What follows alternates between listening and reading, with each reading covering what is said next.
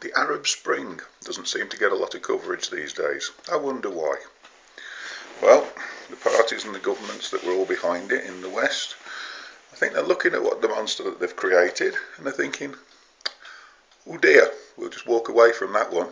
We don't want to take the credit for that. We don't want the responsibility for that hanging round our necks, thank you very much.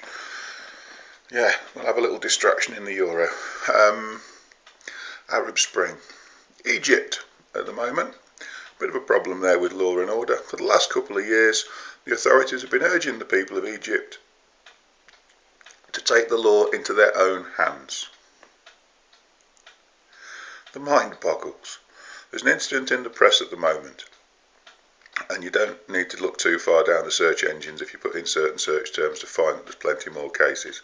But a particularly savage incident that took place recently in Egypt. Two men nicked a rickshaw. Hardly the crime of the century. I know it's wrong, they're criminals, prosecute them.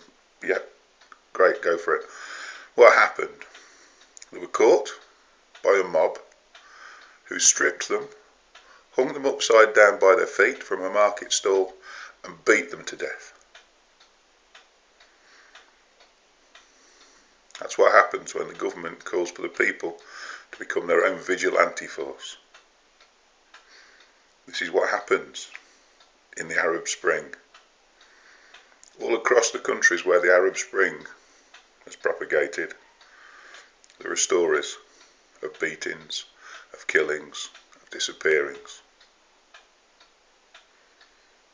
I personally think that the politicians in the West who backed it, who pushed for it, who armed it, who made it happen, have got a lot to answer for. I may be wrong, time will tell.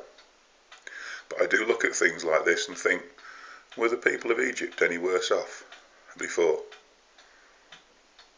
Because the system was changing, and in time would have changed further. But no, what the Arab Spring was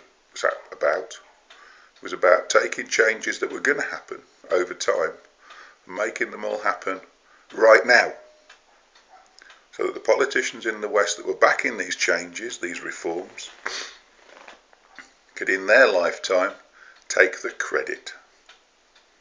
And that sickens me. It's just another example of Western politicians sticking their bloody oar in where it isn't needed, and it's absolutely shameful. I tell you what though, I bet none of them will ever stand trial. Thank you.